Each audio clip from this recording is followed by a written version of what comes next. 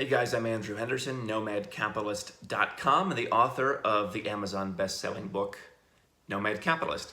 And I want to ask you a very important question. What is the value of your time?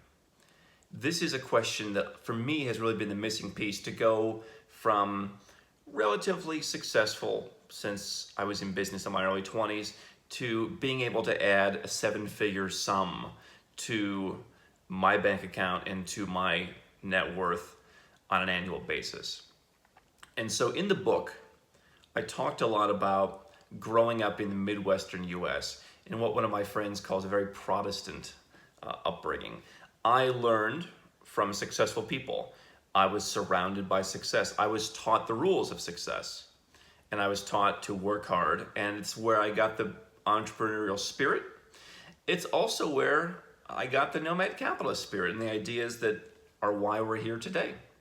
Because my family encouraged me to be a success and to think globally, which I'm very happy about. But the one thing that I never really learned was how to value my time. Because in this Protestant upbringing, there was a lot of talk about hustling. It was as if the hardest worker was the most honorable. And I believe a lot in hard work. I believe a lot in those Midwestern, your word is your bond values. But one thing that I've learned traveling the world, and not only seeing people doing this really wrong, but also seeing people who are really successful valuing their time, is having a value on your time and putting a number on it. So I want to go through a couple very basic examples and talk about different schools of thought about how to value your time, and then put this into context for you and how it's helped me. So I like to use a relatively simple metric. We've talked about this at Nomad Capitalist before, where let's say you make $1 million in a year.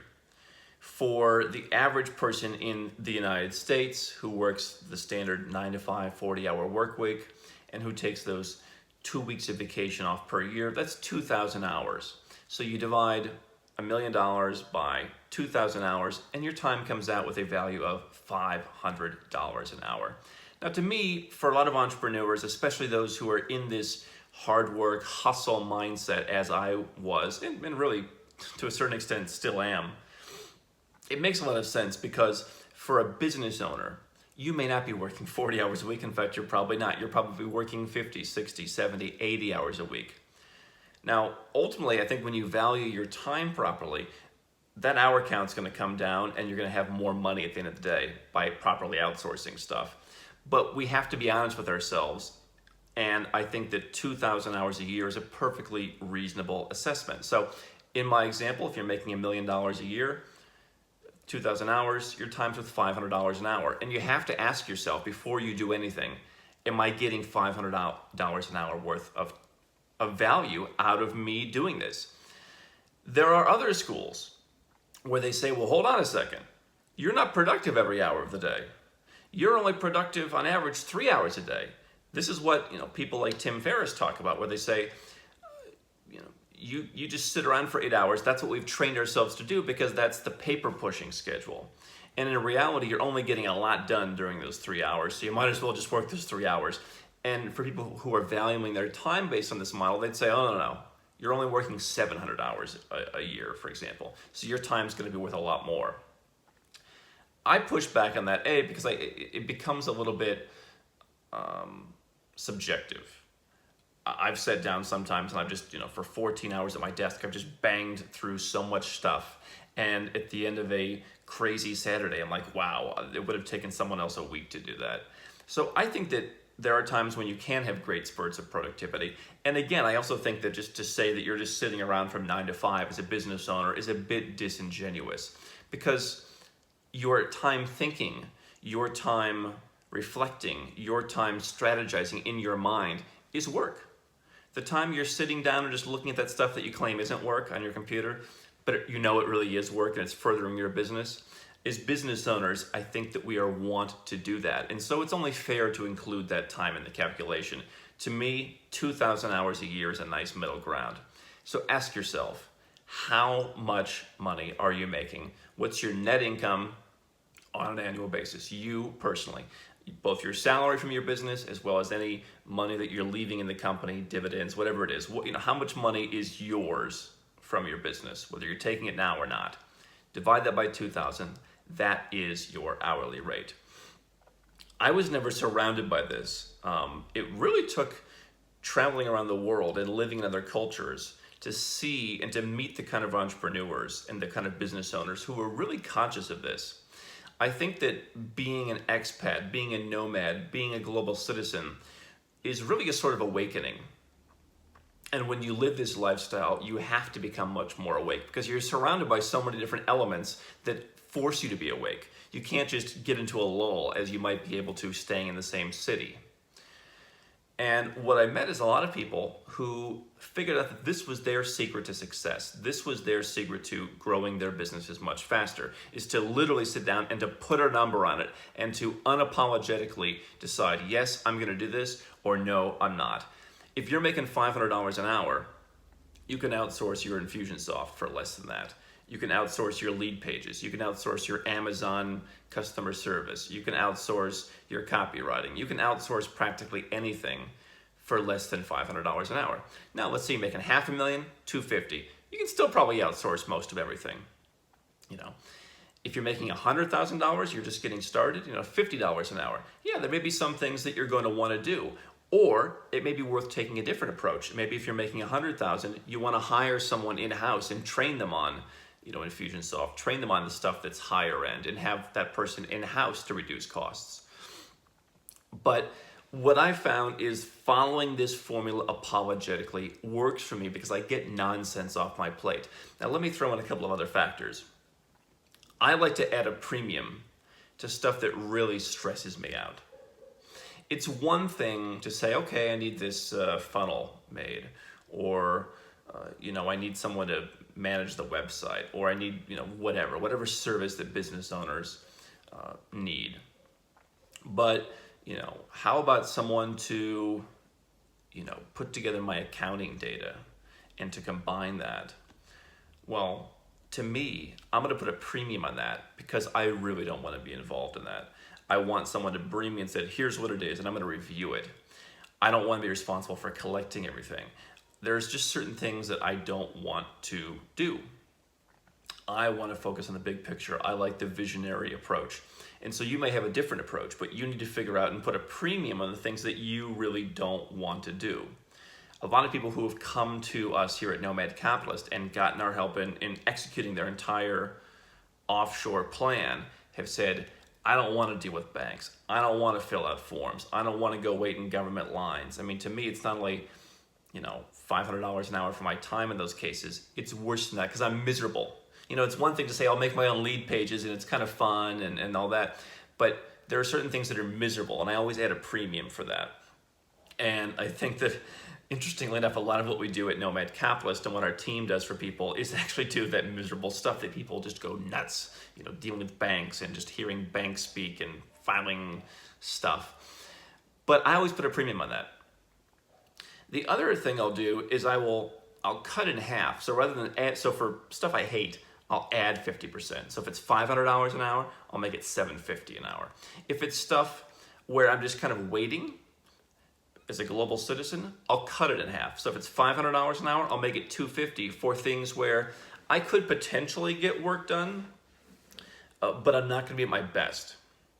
This, I think, is an important metric for travelers, for nomads, for nomad capitalists. Because if you're on a plane and you say, oh, I can take this flight for 16 hours, or I can take this flight for 20 hours, but oh, they're kind of the same. This one just has a 4-hour longer layover. I promise you, you're not getting your full 4 hours. You think, oh, I've got a layover, I'll plug in. Chances are, when it comes to travel, something will go wrong. The first class won't have a power socket, and your laptop will die into the flight, and all that stuff you thought you were going to get done isn't going to get done. Or you go to the lounge, and it's one of these beautiful lounges where there aren't enough plugs, or the Wi-Fi is slow because too many people are in the lounge, or you just don't feel great because you were just on a plane, for 8 hours. I like to basically, cut that time in half. So I don't want to pay an extra $500 necessarily for a flight to save 45 minutes. But if I can take a flight that's 16 hours versus one that's 24 hours, you're absolutely right. I'm going to pay more for that 16-hour flight, and I'm not going to lie to myself and say that I'm going to get work done sitting on the plane or work done sitting in a lounge. I'm willing to give some credit that maybe I'll get something, that maybe, if nothing else, it's just a time to think. It's a time to strategize. It's a time to focus. It's a time to kind of clear my head, read a book, whatever. But that time isn't worth full value to me, so I'm going to price it accordingly. And, yes, I mean, again, that flight that you're waiting an extra 6 hours to complete, if you're not saving some serious money to take that flight, then it's not worth it. Now, all the weird calculations then come into place where you can say, well, hey, Andrew, if I take that longer flight, yes, I'm losing $1,000 of productivity, but I'm going to that's the final qualifying flight for the year to get my Star Alliance Gold status or something. And so Star Alliance Gold status is worth, $3,000 to me from the free lounges, the upgrades, the saved time in the business class. I think that there is room to get into, finding other ways where you can add value to your life. If you're flying a lot of short and medium haul economy flights and you don't want to buy business class, yeah, having some kind of elite program that gives you business class check-in, priority baggage, that saves you time every time, that alone could be worth something. Figure out what that's worth to you and factor that into your calculations. But I think that my approach to what your time is worth is try and keep it simple.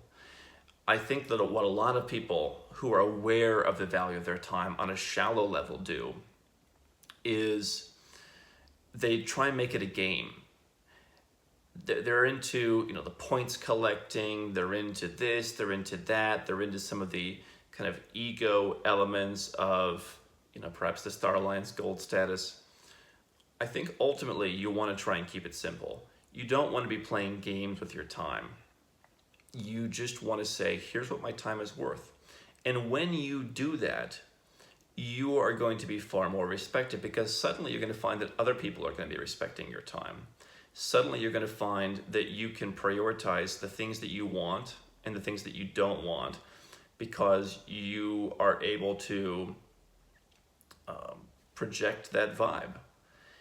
Right now, people may not be respecting your time. If you don't respect it, why would they respect it? Just like in love, if you don't love yourself, how is someone else going to love you? If you don't love and value and respect your time, you're going to constantly find yourself in situations where other people are doing the same, because that's what you're putting out there. And so what I found is that there are a lot of things that we do, particularly as global citizens, that are just not worth spending your time doing. And I think that this is really the difference between a higher level experience and why you see people who are millionaires, multi-millionaires, billionaires spending, we talked about in another video, $150,000 to hire a matchmaker to find them a wife. That's pretty extreme, until you realize how much time is that person going to run around trying to find their wife. How much time are they going to waste on dating apps, on websites, on Tinder, on whatever, wasting their time. Not only wasting their time, but having that time that I talked about where you're miserable, where you're waiting at the restaurant and she comes and she's nasty, or whatever the case may be. For someone who has $10 million and who wants a wife, $150,000 to bypass all of that craziness and just get to the result is very well worth it. And people who don't value their time, or who don't at least understand why someone at that level would make that decision, are the ones who are constantly going to have their time devalued. They're never going to be paid what they're worth. They're never going to have their time respected by others. I think the parallel lesson to this that I've really accelerated being overseas and meeting with a lot of high-level conscious people who are in business is the importance of understanding the person who's the level above you. When we get stuck in our bubble of I make 100 grand or I make 200 grand, I'm the smartest guy on earth, we forget the fact that there are people who are way above us, who are buying stuff that costs a lot more than we would ever spend for something, because they value their time. It always comes down to their time. And the higher you go up the ladder, the more you see people value their time. So that's definitely something to consider. And I think when it comes to this travel stuff and the nomad capitalist stuff and the global citizenship stuff, it's really important to be honest with yourself and figure out, okay, me figuring out different stuff in my life or my business, what should I do myself and what should I outsource? If you're new to our channel, I definitely suggest you get our book. There it is. It is an introductory level guide. There's a lot of information in here for people who are experienced as nomad capitalists. There are actually probably too many specifics as to different programs and different options. We're not going to make your plan for you. But there's a lot of introductory stuff that covers the concepts of how to be a nomad capitalist that I would encourage that you read if you haven't already. And if you are more experienced, then definitely check out nomadcapitalist.com. Definitely subscribe to our channel and see how you can start to put this stuff into place in your own life.